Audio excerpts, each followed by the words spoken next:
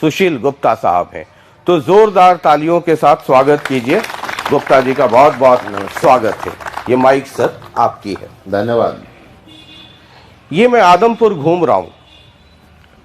ये एक बड़ा चैलेंज है अरविंद केजरीवाल के लिए भी, आपकी पूरी टीम के लिए, कि पहले दिल्ली, उसके बाद फिर पंजाब, हरियाणा पे आपकी नज़र है, मेहनत भी कर रहे हैं, नगर पालिका वाले चुनाव भी आप लोगों ने लड़े और भी तैयारी है।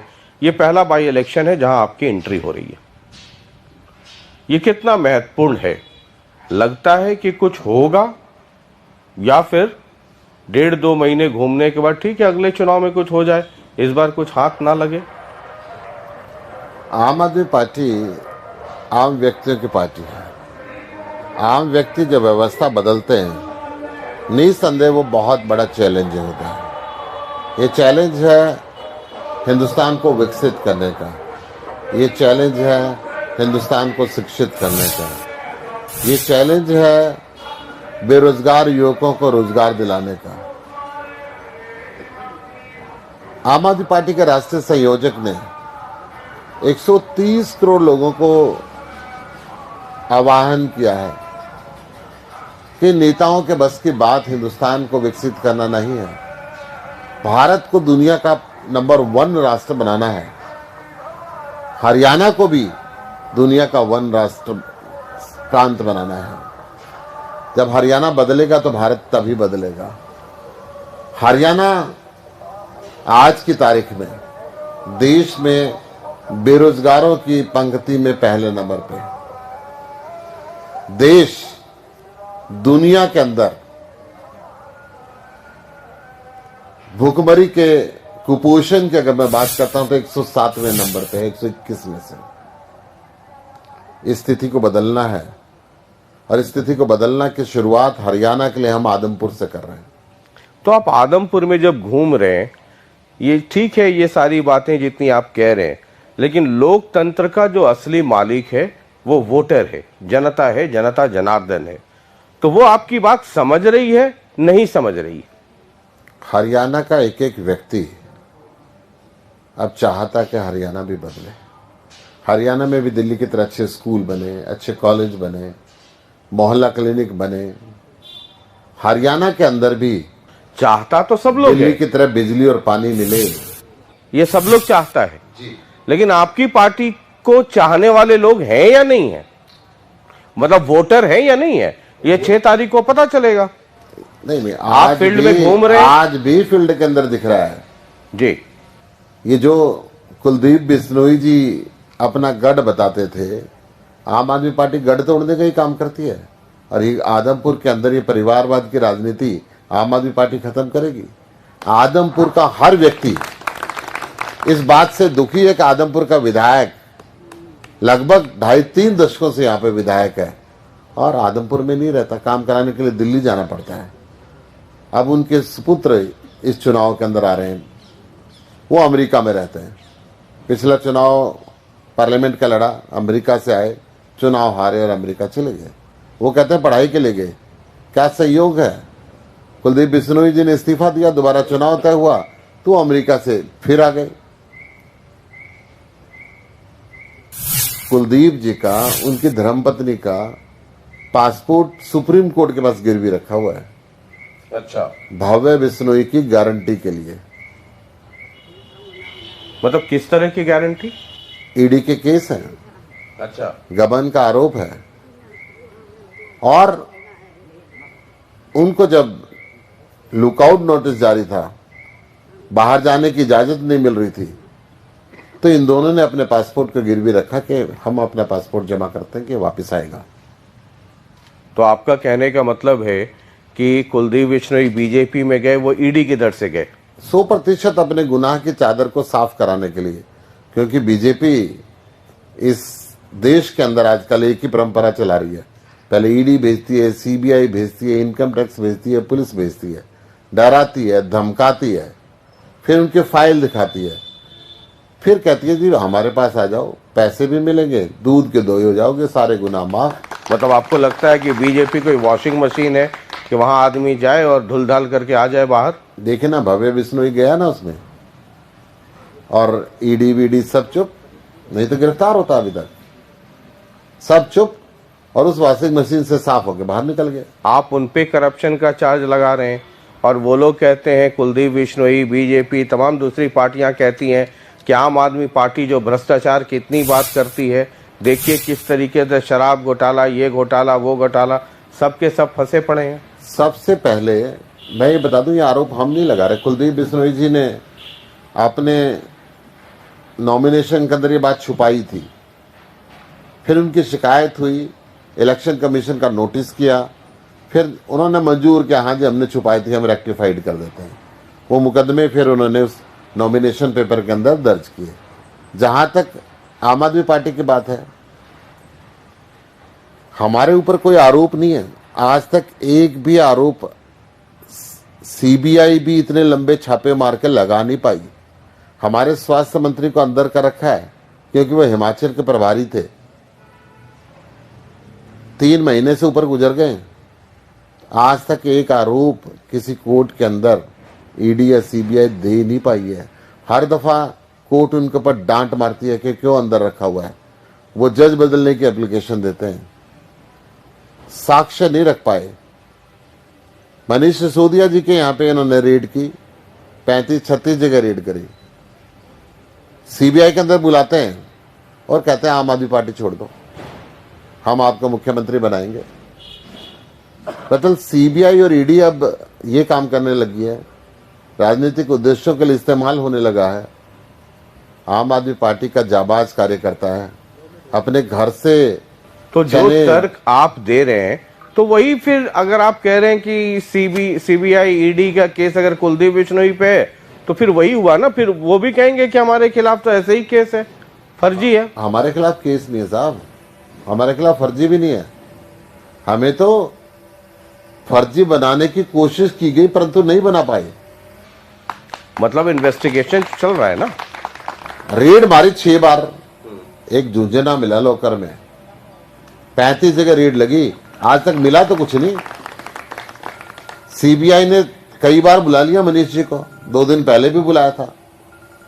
ये गुजरात का डर सता रहा है, भारतीय जनता पार्टी के गुजरात की सत्ता छूटती हुई नजर आ रही है। और ये बात आदमपुर के अंदर भी लागू होती है। आदमपुर के अंदर हरियाणा का गेटवे खुलेगा। आम आदमी पार्टी एक एक गांव के अंदर, एक एक घर के अंदर आम आदमी पार्टी का कार्यकर्ता घूम रहा है। आज हम जहां जा रहे हैं, भारतीय जनता पार्टी से लोग नफरत करते हैं। ये किसान बहुल प्रदेश है। आदमपुर के लोग भूले नहीं है कि मनोहर लाल खट्टर साहब ने हरियाणा के किसानों को आतंकवादी का, खालिस्तानी का, इनके जड़े चीन में बताई, इनके जड़े पाकिस्तान के अंदर बताई, और कहा कहानी सड़कें खुदवा दी, कंटीले तार लगवा दिए, वाटर कैनन का इस्तेमाल किया, लाठीचार्ज किया, मुकदमे बनाए, जैसे कोई दुश्मन देश के लोग देश की राजधानी की तरफ जा रहे हो। इसके विपरीत अरविंद केजरीवाल जी से जब अमित शाह जी ने चिट्ठी लिख के दिल्ली के स्टेडियम जेल बनाने के लिए मांगे, किसानों को रखने के लिए, तो अरविंद केजरीवाल जी ने कहा कि देश के अन्नदाता हैं, मैं इनको जेल बनाने के लिए अपनी जमीन का 1 इंच भी नहीं दे सकता, मैं इनकी सेवा करूंगा, बिना झंडे और बिना टोपी की सेवा करूंगा। आपके जो कैंडिडेट हैं, आप कहते हैं आम आदमी, बड़ा साधारण आदमी, ये आदमी, वो आदमी, आपके जो कैंडिडेट है, चाहे वो बीजेपी हो या कुलदीप बिश्नोई हो या कांग्रेस में जेपी हो या INLD से अभय सिंह हो, कहते हैं साहब वो आम तो है नहीं, वो तो खास है, करोड़पति है। अगर आम आदमी पार्टी को टिकट देना था तो क्या उनका कोई वैसा कोई उम्मीदवार नहीं था, कैंडिडेट नहीं था? पंजाब में अगर कोई मोबाइल रिपेयर करने वाला जीत जाता है तो उसका इतना गुणगान होता है, कोई वैसा साइकिल पंक्चर बनाने वाला दे दिए होते आप आदमपुर में? देखिए, आदमपुर में हमने सतेंद्र सिंह को टिकट दिया। सतेंद्र सिंह किसान का बेटा है, दादालाई जमीन है उसके पास। अगर जमीन के रेट मिला के वो करोड़पति बनता तो ये उसका गुनाह नहीं है। एक किसान के पास जब जमीन होती है, उसने अपना 1 नंबर में सब कुछ दिखाया। वो कुलदीप बिश्नोई या भव्य बिश्नोई की तरह जगुआर में तो नहीं चलता। वो यहाँ पे पैदा हुआ, यहाँ पे बड़ा हुआ, यहाँ पे पढ़ा, या लोगों के दुख सुख में बीच में शामिल है। बीजेपी का कैंडिडेट अमेरिका से आया, कांग्रेस का कैंडिडेट कलायत से आया। क्या इनको पूरे आदमपुर के अंदर कोई एक ऐसा व्यक्ति नहीं मिला जिसको आदमपुरी के यहाँ चुनाव लड़ा सके? एक नॉन रेजिडेंट आदमपुरिया है और दूसरा कलायतवासी है। तो आपका भी कैंडिडेट कांग्रेस से आया, बीजेपी में गया, बीजेपी से आपके यहाँ आया। देखिए, हमने तो देश के 130 करोड़ लोगों से बात की है, जो जिस मर्जी पार्टी में है, जिस मर्जी जाति में, जिस मर्जी धर्म में, जो इस देश को विकसित करना चाहते हैं उन सबका स्वागत है। जो ईमानदार लोग हैं उन सबका स्वागत है। जो जिसके मन में इस देश को शिक्षित करना है उन सबका स्वागत है। और सत्येंद्र सिंह भी एक किसान के बेटे हैं। उन्होंने देखा कि बीजेपी अब इस प्रदेश के लोगों से नफरत करने लगी है। कांग्रेस का अस्तित्व हिंदुस्तान के अंदर खत्म होता जा रहा है। कांग्रेस या तो जीतती नहीं है, जीतती है तो बिक जाती है। आपने मध्य प्रदेश के अंदर देखा, कांग्रेस की सरकार बनी और बिक गई। आपने गोवा के अंदर देखा, एक तरफ भारत जोड़ो यात्रा राहुल गांधी जी लेके जा रहे थे और एक तरफ कांग्रेस तोड़ो का अभियान गोवा के अंदर चल रहा था। आपने मणिपुर में देखा, मिजोरम में देखा, छोड़िए आपने हरियाणा के अंदर देखा। पिछली 2 बारी से कांग्रेस के विधायक इकट्ठे होते, बिकते नहीं, कुलदीप बिश्नोई की तरह नहीं बिकते, तो कांग्रेस का सांसद बनता राज्यसभा से, बीजेपी के बने इस दफा भी, पिछली बार भी। ये सवाल मैंने किया था दीपेंद्र हुड्डा से, जो उनके स्टार कैंपेनर हैं यहाँ। वो कह रहे, मैंने कहा कि आम आदमी पार्टी दिल्ली, आहिस्ता आहिस्ता पंजाब और पंजाब से लगा हुआ ये इलाका है। उन्होंने सवाल किया, काउंटर क्वेश्चन किया, कहा कि पंजाब से लगा हुआ हिमाचल भी है जहाँ चुनाव हो रहा है। जरा पूछिए कि आम आदमी पार्टी की हालत क्या है वहाँ पे। Point number 1। पॉइंट नंबर 2, उन्होंने कहा कि हर प्रदेश का मूड और मिजाज उसका अलग होता है। पंजाब में एक कारण था, वहाँ उनकी सरकार बन गई, दिल्ली में कारण था, लेकिन जब जैसे ही हरियाणा आएंगे तो यहाँ खाता खोलना भी मुश्किल हो जाएगा। जमानत बच जाए तो बड़ी बात है। उदाहरण के तौर पर उन्होंने कहा कि नोएडा एक जगह है, अभी यूपी का इलेक्शन हुआ, 800 वोट आपके पास आए, जबकि वो दिल्ली का लगा हुआ इलाका। 2 बात बता दूं, दीपेंद्र जी को मैं बताना चाहूंगा कि इस देश के अंदर सबसे उभरती हुई पार्टी आज आम आदमी पार्टी है। एक छोटा सा टैनर हुआ है हमारा। हमारे यहाँ कोई पूंजीपति नहीं है, हमारे यहाँ कोई दादा लाई राजनीति की सोच रखने वाले व्यक्ति नहीं है। हमारे यहाँ गरीब, मजदूर, किसान, पढ़े लिखे नौजवान, IITN, डॉक्टर, एडवोकेट, ब्यूरोक्रेट्स, ऐसे लोग हैं जिनके मन में देश को बदलने का दर्द था। वो इकट्ठा हुए दिल्ली के रामलीला मैदान में, वहां से अलग जगाई। दिल्ली जीता, पंजाब जीता। इस देश का एक भी ऐसा प्रांत नहीं है जहां पे हमारा संगठन नहीं हो। इस देश का एक भी ऐसा गांव नहीं है जहां पे आम आदमी पार्टी को, अरविंद केजरीवाल को ना जाना जाता हो। इस हरियाणा का एक भी ऐसा बच्चा नहीं है जो ये नहीं चाहता हो कि दिल्ली जैसे काम हरियाणा के अंदर भी हो। हमने एक मिसाल पेश की है। अगर सरकार ईमानदार हो तो सरकारी स्कूल अच्छे हो सकते हैं, सरकार ईमानदार हो तो सरकारी हॉस्पिटल अच्छे हो सकते हैं, सरकार ईमानदार हो तो बिजली पानी फ्री मिल सकता है, सरकार ईमानदार हो तो शहीद को 1 करोड़ रुपए सम्मान राशि मिल सकती है, सरकार ईमानदार हो तो महिलाओं को बस यात्रा मुफ्त मिल सकती है, सरकार ईमानदार हो तो बुजुर्गों को तीर्थ यात्रा मुफ्त मिल सकती है। परंतु भारतीय जनता पार्टी और कांग्रेस ईमानदारी का दूर दूर का भी नाता नहीं रहा। ये सिर्फ अपने पूंजीपति मित्रों से पैसे कमाते हैं, बड़े बड़े एयर कंडीशन आलिशान अपने ऑफिस बनाते हैं, न हॉस्पिटल देखते न स्कूल देते। इस देश के आजादी के 75 साल बाद भी इन्होंने राजा के बेटे को राजा बनाया, विधायक के बेटे को विधायक बनाया, सांसद के बेटे को सांसद बनाया। और यही कारण है कि ये राष्ट्र की तरह पुत्र मोह के अंदर अंधे होके इस देश को नहीं देखते, इस प्रदेश को नहीं देखते। मैं आदमपुर की बात करूं तो भजनलाल परिवार को ही सब कुछ चाहिए। भजनलाल, उनके धर्मपत्नी, उनके पुत्र, उनके पौत्र। क्या आदमपुर के अंदर और कोई परिवार नहीं बचा? क्या आदमपुर के अंदर और कोई बच्चा नहीं बचा? अगर मैं कांग्रेस की बात करता हूं, अगर मैं इनके सुप्रीमो की बात करता हूं, तो नेहरू गांधी परिवार को सब कुछ चाहिए था। अब क्या भूपेंद्र सिंह हुड्डा जी को और उनके पुत्र को, फिर आगे पुत्र को चाहिए क्या? ये परिवारवाद चलाना है? भूपेंद्र सिंह हुड्डा के पुत्र दीपेंद्र हुड्डा से ही मैंने आम आदमी मैं उन्हीं से पार्टी बात को- कर रहा हूं कि वो भी परिवारवाद चला रहे हैं। ये परिवारवाद बहुत लंबा नहीं चलने वाला। 26 जनवरी 1950 का देश का संविधान लिखा गया था। उस दिन कहा था अब राजाओं का राज गया, आम आदमी राज करेगा हिंदुस्तान के ऊपर। और ये फिर राजाओं का राज यहां पे चलाना चाहते हैं, रजवाड़े बनाना चाहते हैं, एक एक परिवार का राज करना चाहते हैं। यही परंपरा तोड़ने के लिए आम आदमी पार्टी का जन्म हुआ है, ताकि आम व्यक्ति आए, आम किसान आए, आम मजदूर आए, आम अध्यापक आए और सब मिलकर हिंदुस्तान को बदलें। मैंने उनसे आम आदमी पार्टी के संदर्भ में ही लंबी बातचीत की। उन्होंने कहा कि मैंने कहा कि हरियाणा में एक थ्रेट हो सकता है। उन्होंने कहा क्या थ्रेट होगा? पंजाब में जब भगवंत मान मुख्यमंत्री बने, जो सीट खाली हुई उस पर बाई इलेक्शन हुआ और वहीं चारों खाने चित हो गए। मैं फिर आपको बता रहा हूं कि देश का चुनाव जब आता है तो जनता का मूड कौन प्रधानमंत्री का कैंडिडेट रहा, कौन क्या है, उस तरफ होता है। जब राज्य का चुनाव होता है तो हर व्यक्ति राज्य के विकास के लिए सोचता है, और राज्य का विकास आज आम आदमी पार्टी की तरफ देख रहा है। 2024 में जब देश का विकास की बात आएगी तब लोग अरविंद केजरीवाल की तरफ देखेंगे। 2024 दूर नहीं है, 1.5 साल की बात है। ठीक है, आगे बढ़ते हैं।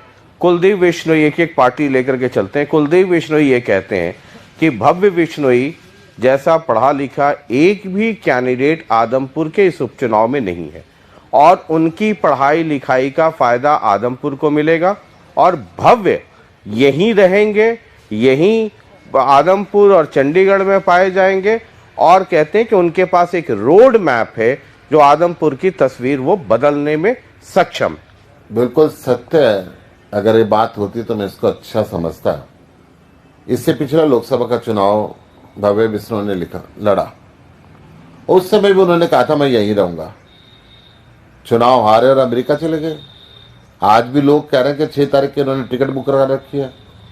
इस परिवार को शीशा उतार के लोगों से बात करने के अंदर ऐसा लगता है कि धूल मेरे अंदर घुस जाएगी। ये बात सही कही है कि भव्य बिश्नोई पढ़ा लिखा है, चटर पटर अंग्रेजी बोलता है, उसकी अंग्रेजी के अंदर कोई कमी नहीं है। क्या आदमपुर के बच्चों को ये बात बोलने का हक नहीं है क्या? आदमपुर के 5वीं क्लास के बच्चे ठीक से हिंदी और अंग्रेजी बोल नहीं पाते हैं। इन्होंने यहाँ की शिक्षा के इतना भट्टा क्यों बैठा दिया कि उनका बेटा बेटा है और आदमपुर के बेटे बेटे नहीं है। आदमपुर के बेटी और बेटियों की पढ़ाई नहीं चाहिए। मैं यही कहना चाहता हूँ, इतने साल से आप विधायक रहे यहाँ पे, क्यों नहीं यहाँ का एक भी स्कूल आपने ऐसा किया जिसके अंदर पढ़ा हुआ बच्चा ठोक के अंग्रेजी बोल सकता, जो कह सकता कि मैं आदमपुर के सरकारी स्कूल से पढ़ा हुआ बच्चा हूं। आप हमारे सरकारी स्कूल देखिए, दिल्ली के देखिए, एक एक बच्चा आज अमेरिका का राष्ट्रपति आता है तो उसके धर्मपत्नी भी कहते हैं कि मैं अरविंद केजरीवाल के सरकारी स्कूल देखना चाहती हूं, और वहां के बच्चे अमेरिका की फर्स्ट लेडी से बात करने के अंदर कोई परहेज नहीं करते। क्यों आदमपुर के ऐसे बच्चे नहीं है? क्यों हरियाणा के ऐसे बच्चे नहीं है? ये बहुत शर्म की बात है। वो अपने बच्चे को तो कहता है कि मेरा बच्चा बहुत पढ़ा लिखा है। अरे आप यहाँ के विधायक हैं, यहाँ का हर बच्चा आपका बच्चा है। आपकी ड्यूटी बनती थी कि यहाँ के स्कूलों को आप ठीक करते, यहाँ की पढ़ाई को ठीक करते। वो कहते हैं कि जितने स्कूल बने हैं, जो बंद हुए थे उन्होंने खुलवाए हैं सरकार को बोल करके, और जितने स्कूल आदमपुर में हैं वो कहते हैं ये सब भजन लाल जी का ही देन है। उसके बाद कोई स्कूल खुला नहीं, और जो सूखा है इस इलाके में उसी को खत्म करने के लिए वो बीजेपी में गए हैं, और कहते हैं कि फिर तो यहाँ विकास की धारा बढ़ जाए। एग्जैक्टली वो ठीक बोल रहे हैं। भजनलाल के समय में जो बन गया, उसके बाद यहाँ कुछ नहीं हुआ। उसने विधायक रहते हुए आदमपुर की तरक्की को बिल्कुल पीछे ले गए। वो उनकी मुंह की बात है। आप मुझे बता रहे कि उन्होंने कहा जी, मैं तो भजनलाल के बाद ऑन रिकॉर्ड वो कह रहे हैं कि भजनलाल के समय में जितने स्कूल बने हैं वो बने हैं, उसके बाद जो स्कूल बंद हुए वो खुलवा रहे हैं। ये उन्होंने वो नहीं खुलवा रहे साहब। कांग्रेस के टाइम में बहुत स्कूल बंद हुए, भारतीय जनता पार्टी के समय में बहुत स्कूल बंद हुए, रिसेंटली अभी 105 स्कूल बंद हुए। 105 जगह आम आदमी पार्टी के लोग और गांव के लोग धरने के ऊपर बैठे।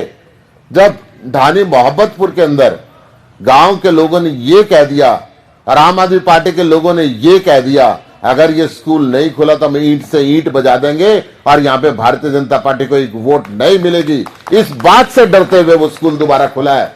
इस आदमपुर हल्के से और भी स्कूल बंद हुए हैं, क्यों नहीं खुलवाए आज तक? खुलवाए ना, अभी तो चुनाव में समय है, कम से कम इतना ही भला कर दें। बाकी 105 स्कूल हरियाणा के अंदर बंद हुए, अब तो ये बीजेपी में चले गए। ये भी कहने की बात नहीं रही कि बीजेपी इनकी मानती नहीं। 4 दिन पहले तक ये कहा करते। भव्य बिश्नोई का बयान है, मैं आपको कहोगे तो वीडियो सुनवा दूंगा कि हरियाणा में आज तक जितने मुख्यमंत्री हुए हैं, एक भी मुख्यमंत्री ऐसा इतना घटिया नहीं हुआ जितना मनोहर लाल खट्टर। ये कहता था, पानी पी पी के गाली देता था कुलदीप बिश्नोई बीजेपी को, कहता था दुनिया में किसी पे विश्वास कर लेना, भारतीय जनता पार्टी पे विश्वास मत करना। और अपनी गुनाह की चादर को छुपाने के लिए आज वो उनके चरणों में लेट गए, दंडवत करने लगे। अब से पहले तो हर चुनाव वो मुख्यमंत्री के नाम पे लड़ा करते, अब तो मंत्री के नाम पे भी नहीं लड़ रहे, अब तो सिर्फ सिंपल विधायकी के नाम पे लड़ रहे हैं। जब विधायक रहते हुए 24 साल के अंदर कुलदीप ने कुछ नहीं किया तो ये अमेरिका में रहने वाला बच्चा क्या करेगा? मैं कहता हूं इस माटी के अंदर रहने वाले बच्चों को विधायक बनना चाहिए। जैसे सतेंद्र सिंह यहाँ पे पैदा हुआ और बड़ा हुआ, ऐसे लोगों को टिकट देनी चाहिए। आज कांग्रेस कलायत से लाके टिकट देती है, जीतेगा हारेगा कलायत जाके रहेगा जेपी। और जेपी वो व्यक्ति है, ये सेटिंग का मामला भी है। मैं आपको याद करा दूं, 2015 के अंदर आजाद उम्मीदवार जीता था जेपी कलायत से, और सबसे पहले समर्थन देने के लिए खट्टर साहब को गया था। ये जेपी कहते हैं कि कोई ये खुला चैलेंज है। मैंने उनका थर्मामीटर कार्यक्रम उनके साथ भी किया, उनको भी थर्मामीटर लगाया। वो कह रहे हैं कि ये खुली चैलेंज है कि कोई ये लेटर ला के दिखा दे कि मैंने बीजेपी को समर्थन दिया। इसके क्लिप दिखा देंगे साहब, मगर थर्मामीटर में बुखार कितना आया? आपने उन्हें जब थर्मामीटर लगाया तो बुखार कितना आया ये बताओ? आजकल ठंडे पड़े हुए हैं ना, था पूरा बुखार। टेम्परेचर बॉडी का घटता जा रहा है उनका। आदमपुर की हवा बदल चुकी है। आजकल जो एयर कंडीशन के अंदर कुलदीप बिश्नोई रहते हैं ना, उनको एयर कंडीशन में पसीने आने लगे कि आदमपुर में क्या हो रहा है। कांग्रेस वाले कहते हैं कि जो आम आदमी पार्टी है ये बीजेपी की बी टीम है और सेटिंग है, और कोई ओपोनेंट यानी कुलदीप बिश्नोई के विपक्षी खेमे से कोई ना जीत जाए, इसीलिए ये सब खेल आम आदमी पार्टी कर रही है। एक कैंडिडेट दे दिया, वो भी स्वजातीय कैंडिडेट, एक ही जात के एक ही कम्युनिटी के 3 कैंडिडेट आ गए ऑपोजिशन में। ये सब सेटिंग है। वो कहते हैं ये कहने वाले लोग हैं, लेकिन असली सेटिंग इनकी ही है बीजेपी से। देखो बात तो मन की बात ना कभी कभी जबान पे आ जाती है। एक ही जात के एक ही कम्युनिटी के हम तो सबसे पहले व्यक्ति कैंडिडेट डिक्लेयर किया इस वैसिनिटी के अंदर। चाहे भव्य बिश्नोई आया, चाहे जेपी आए, चाहे कुड़ेराम आए, कोई आए, सबसे पहले सतेंद्र सिंह आया, सबसे पहले उसकी घोषणा हुई, सबसे पहले उनका नॉमिनेशन हुआ। तो सेटिंग तो बाद वाले ही करता है ना जी। पहले वाले ने जब खुल्लम खुल्ला कह दिया तो ये सुन के सेटिंग के बाद मन में निकल जाती है कहीं ना कहीं। तो मैं आपको ही बता रहा हूं। मतलब दूसरी बात इनके ऊपर मुकदमे बने हुए हैं, आज तक जेल में नहीं गए। चाहे कुलदीप बिश्नोई हो, चाहे कांग्रेस के हरियाणा में अपने आप को सुप्रीमो कहने वाले हो, और हमारे पर मुकदमे भी नहीं हुई। आप हिसाब लगाओ, आज तक 1 रुपए का आरोप मनीष सिसोदिया पे नहीं लग पाया। आज तक 1 रुपए का आरोप सतेंद्र जैन पे नहीं लग पाया। मंत्री होते हुए जेल में डाल दिया क्योंकि हमारी सेटिंग थी। इसलिए ये सेटिंग वाले तो जिनके ऊपर मुकदमे करोड़ों रुपए के, तो आपको लगता है सेटिंग उधर है? 100% उधर है। जब तो जात वाली बात भी उनके मुंह से आ गई। नहीं तो जब हमने पहले खड़ा कर दिया था किसी और को खड़ा कर देते। अगर वोट काटने का, वोट बांटने का काम नहीं करते, हम तो जाति और धर्म की राजनीति करते नहीं। कांग्रेस और आईएनएलडी वाले लोग कहते हैं कि ये वोट काटू है। आम आदमी पार्टी वाले ये जीतने नहीं आए, ये सिर्फ किसी को जिताने और किसी को हराने आए। सही बात है, इनकी वोट तो हमने काट ही दी। अब कांग्रेस तो खत्म ही हो गई। अब विकल्प तो अरविंद केजरीवाल बचा है। ये धीरे धीरे इस देश से खत्म होते जा रहा है। जो आम आदमी का दर्द समझता है, जो आम आदमी की रिक्वायरमेंट को मीट आउट करता है, जो शिक्षा और चिकित्सा देता है, जो बिजली और पानी देता है, जो रोजगार और सम्मान देता है, वो है अरविंद केजरीवाल। और अरविंद केजरीवाल की सेटिंग है हिंदुस्तान की सारी जनता से, 130 करोड़ लोगों से। जो मिलके दुनिया का नंबर 1 देश बनाने की दिशा के अंदर तेजी से दौड़। ठीक है, आदमपुर का इलेक्ट्रॉल हिस्ट्री अगर आप देखें तो ये तो सही है कि भजनलाल फैमिली जो है राइट फ्रॉम भजनलाल से लेकर के अब तक सब लोग जीतते रहे। एक हार हुई है, वो हुई है भव्य जब लोकसभा चुनाव लड़ रहे थे। उसके पहले तो कोई चुनाव आदमपुर से, चाहे वो लोकसभा का रहा हो चाहे विधानसभा का रहा हो, कभी उनको यहाँ से वो ट्रेल नहीं किए। अब दो चीज़ें, जब कोई एक प्रोमिनेंट पर्सनालिटी किसी एरिया को रिप्रेजेंट करता है तो वहाँ का जो गणित होता है वो प्रो, जैसे मान लीजिए भजनलाल परिवार, तो प्रो भजनलाल परिवार, और एक वोटर होगा, एक ग्रुप होगा जो अगेंस्ट है। आप कहीं भी चले जाइएगा, जब कोई बड़ी हस्ती होती है तो पोलराइजेशन ऑफ वोट इस तरीके से होता है।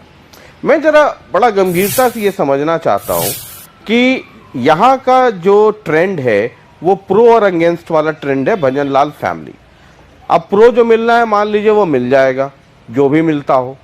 अगेंस्ट वोट जो है उसमें अगर डिवीज़न होता है, 3 लोग हैं प्रमुख तौर पे, आम आदमी पार्टी, कांग्रेस, आईएनएलडी वाले भी लोकल हैं, वो भी किसान आंदोलन से जुड़े हुए हैं, कांग्रेस से पहले गए थे। मैं तो ये कहता हूँ अक्सर कि 1.5 घंटे पहले कोई कांग्रेसी था, कोई 1.5 महीने पहले कांग्रेसी था, और कोई 1.5 साल पहले कांग्रेसी था। आपके वाले 1.5 साल पहले थे।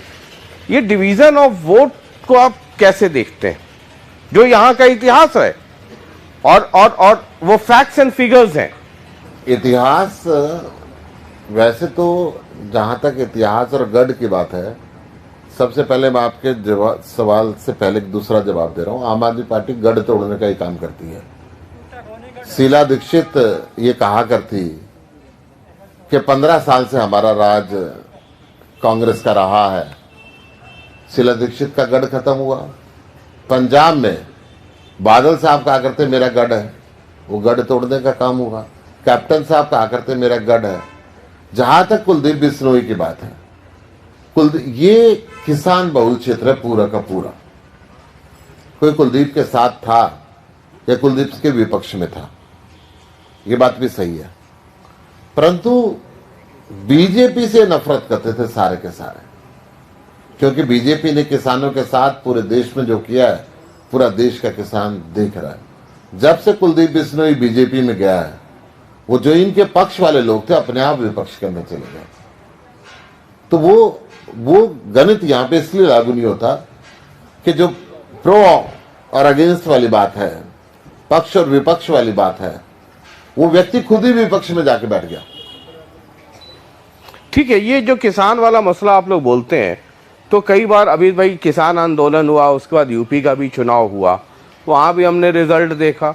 और पश्चिमी उत्तर प्रदेश जो वेस्टर्न यूपी है वो तो बड़ा एग्रेसिवली आप आंदोलन में शामिल था। वेस्टर्न यूपी, हरियाणा, पंजाब ने शुरुआत किया, उसके बाद वेस्टर्न यूपी भी आ गया और हरियाणा भी वहाँ उस बॉर्डर पे आंदोलन में बड़ा, मतलब सब लोग वहाँ पे जुटा रहा।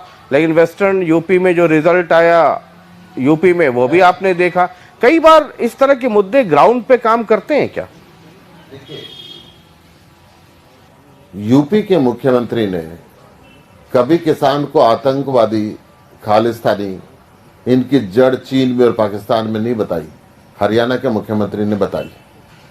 कई बार कहते हैं ना कि भाई घाव कर दिया, यहां तक ठीक है, उस घाव पे नमक छिड़कने का काम इन्होंने सड़क तो खुदवाई, कंटीले तार भी लगवाए, लाठी भी मारी, गोली भी चलाई, परंतु ये घाव किए ना, घाव के ऊपर ये बातें कह के नमक छिड़का कि ये खालिस्तानी है, ये देशद्रोही है, ये पाकिस्तानी है, ये चीन के हैं, ये हिंदुस्तान के नहीं है। ये जो शब्द का बाण है ये मिटता नहीं है, ये घाव बहुत लंबा चलता है। एक बार व्यक्ति थप्पड़ को भूल जाता है, एक बार व्यक्ति लाठी को भूल जाता है, वक्त के साथ चीजें खत्म हो जाती हैं। परंतु कहते हैं ना, शब्द दुनिया के अंदर खत्म नहीं होता, अटूट रहता है। ये जो शब्द के बाण बीजेपी के मुख्यमंत्री ने, हरियाणा के मनोहर लाल खट्टर ने इस प्रदेश के किसानों पे चलाए हैं, इस प्रदेश का किसान उस बात को नहीं। तो आपको लगता है कि यूपी और हरियाणा में ये एक डिफरेंस है? Basic difference. ठीक है, एक बड़ा मसला आता है जो अपोजिशन के लोग कह रहे हैं, कुलदीप बिश्नोई ने भी कहा, अभय ने भी कहा, दीपेंद्र ने भी कहा, जेपी भी कह रहे हैं कि आम आदमी पार्टी किस मुंह से और किस आधार पे हरियाणा में वोट मांगती है, जब SYL का इतना बड़ा मसला है। अभी मीटिंग हुई और पंजाब ये कहता है कि भाई हम पानी नहीं दे पाएंगे, हमारे पास खुद ही पानी की कमी है। आपके अरविंद केजरीवाल जब आते हैं हरियाणा तो अलग बात करते हैं, या आपके जो नेता हैं पंजाब जब जाते हैं चुनाव के पहले की बात तो वहाँ अलग बात होती थी। तो फिर आम आदमी पार्टी तो आज पशोपेश की स्थिति में, एक तरफ पंजाब भी संभालना है इमोशनली, एक तरफ हरियाणा में सरकार बनानी है या रास्ता बनाना है, तो ये बड़ा पशोपेश की स्थिति है। और जो विपक्ष के लोग हैं वो आप पे हमलावर है। देखिए, मैं दो बात बता दूं, जहां तक विपक्ष की बात है पहले उनका जवाब दे दूं। Central government, Punjab government, Haryana government तीनों बीजेपी के पास रही, कभी इस मुद्दे का हल नहीं किया। Central government, Punjab government, Haryana government तीनों कांग्रेस के पास रही। ये हमेशा पंजाब में दूसरी भाषा बोलते हैं, हरियाणा में दूसरी भाषा बोलते हैं। ये इनकी दोगली नीति है। मैं आपसे एक सवाल पूछता हूं। एक पिता है, सारी संपत्ति का मालिक वो है, दो बेटे हैं या तीन बेटे हैं, हर बेटा चाहता कि ये वाला माल मुझे मिल जाए। क्या पिता की मर्जी के बिना वो माल उस बेटे को मिल सकता है? जो उस माल का अधिकृत संपत्ति का मालिक है, उसकी मर्जी के बिना उस बेटे को मिल सकता है? पिता को बैठना पड़ेगा फैसला कराने के लिए। दुर्भाग्य है इस देश के अंदर, केंद्र सरकार ये कहती है कि हरियाणा और पंजाब बैठ के फैसला कर ले, हम तो कुछ नहीं बोलेंगे। क्यों भाई? देश का प्रधानमंत्री जो रिसोर्सेज है उसका बंटवारा करने का काम उसका है।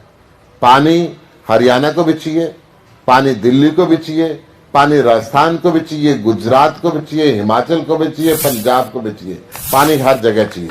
पानी की कमी है निसंदेह, परंतु उसका बंटवारा करना केंद्र सरकार का काम है। आज अंतर्राष्ट्रीय संधि के हिसाब से 65% पानी हिंदुस्तान का फालतू बह के पाकिस्तान में जा रहा है। क्यों नहीं इन्होंने आज तक रोका? क्या मोदी जी को पाकिस्तान की जनता ज्यादा प्यारी है, हरियाणा की जनता प्यारी नहीं है? क्या वो पाकिस्तान की तरफ जाने वाले पानी को रोक के, जो हमारा पानी है उसको रोक के पंजाब की, हरियाणा की, राजस्थान की प्यास को नहीं बुझा सकते? नंबर 1। नंबर 2, आज इस देश के अंदर एक तरफ बाढ़ आई रहती है, एक तरफ सूखा पड़ा रहता है। इन्होंने नदियों को जोड़ने का प्रयत्न नहीं किया। अगर नदियां जुड़ जाती तो पानी जो बाढ़ का बह के समुद्र में चला जाता है, जहां सूखा पड़ा है, पानी की कमी है, वहां पानी आ जाता। इन्होंने कोशिश नहीं करी। बस ये कहेंगे साहब तुम लड़ो, हम किनारे पे बैठ के तमाशा देखेंगे। गुप्ता जी, इसमें तो सुप्रीम कोर्ट की रूलिंग है, उसने कहा है कि पंजाब को पानी देना चाहिए हरियाणा को। सुप्रीम कोर्ट ने कहा कि आप बैठ के बातचीत करो। हाँ, बैठ के जब बातचीत करेंगे तो केंद्र सरकार को साथ बैठना चाहिए। जब मीटिंग हुई हरियाणा के और पंजाब की, केंद्र सरकार क्यों नहीं बैठी? केंद्र सरकार की ड्यूटी बनती थी वो बैठे और दोनों तरफ के लोग अगर परेशान है उस परेशानी को हल कराए, अपने प्रभाव का इस्तेमाल करे, जहां जो चीज मिलनी चाहिए उसको दिलाए। चलिए, मैं एक आखिरी सवाल आपसे ये करना चाहता हूं। इसके अंदर एक विषय और मैं बता दूं। हिसार के अंदर ही अरविंद केजरीवाल जी आए थे। उन्होंने कहा था अगर मोदी जी के पास इसका हल उनके दिमाग में नहीं आता है तो अरविंद जी को चाय पे बुलाएं, वो हल बताएंगे, ताकि देश में पानी सबको मिले। चलिए, मैं एक सवाल बड़ा गंभीरता से और पॉलिटिक्स के हिसाब से भी, हालांकि उसका एक पार्ट मैंने आपसे पूछा था। आम आदमी पार्टी अभी आदमपुर के कॉन्टेक्स्ट में बात करें, उस रेफरेंस में बात करें, तो मुकाबला किससे? बीजेपी से या कांग्रेस से या INLD से? देखिए, चौधरी देवीलाल जी पूजनीय व्यक्ति हुए। उनके बेटे पोते जितने भी हैं, हरियाणा की जनता ये मानती है कहीं का बटन दबा लो, उनके JJP का दबा लो, INLD का दबा लो, जब जरूरत पड़ेगी ना वो कमल के फूल से जा चिपकेगा। इसलिए हरियाणा के लोग अब उनको वेटेज नहीं देते। जहां तक आगे कांग्रेस की बात, कांग्रेस तो इस देश से खत्म होती जा रही है। कांग्रेस बिल्कुल सिमट के एक दो राज्य में रह गई है और वहां भी वो कुछ कर नहीं पा रहे हैं। अब मुकाबला तो बीजेपी से है, मोदी को हराने का काम तो केजरीवाल ही करेगा और इनके बस की बात नहीं है किसी की। अगर वोट ऑफ डिवीजन हो गया, आप इस गणित को तो समझते हैं कि 1,71,000 या 74,000 या समथिंग वोट हैं, 80% मान लीजिए पोल हो गए, तो 1,30-35 के आसपास, करीब 1,25 से 1,35 के बीच में पोल होगा। 80% से पोलिंग कम होगी नहीं, जो जितना मैं घूम रहा हूँ समझ रहा हूँ, कम हो जाए तो मैं कह नहीं सकता, लेकिन एक अगर अनुमान लगा लें तो एक वोट है जो उधर जा रहा है। अब इसमें ही कई हिस्से होने हैं, वो मेरा स्पष्ट करना ठीक नहीं है। मैं करूंगा, मेरा करना ठीक नहीं है। जी। अब 4 पार्टियां हैं, है ना। अब फॉर्मूला बड़ा सीधा है। अगर बीजेपी, आम आदमी पार्टी, कांग्रेस, आईएनएलडी, ये 4 हैं, अगर चारों को में एक को कुछ ज्यादा मिल गया तो दूसरे की जमानत बच गई, तो तीसरे चौथे की जमानत नहीं बचेगी। अगर बीजेपी के खिलाफ किसी को जीतना है तो तीसरे और चौथे की जमानत जब्त होगी, तभी दूसरे की जीत होगी। अब वो दूसरा कोई भी हो सकता है, दूसरा आम आदमी हो जाए, दूसरा कांग्रेस हो जाए, दूसरा आईएनएलडी हो जाए।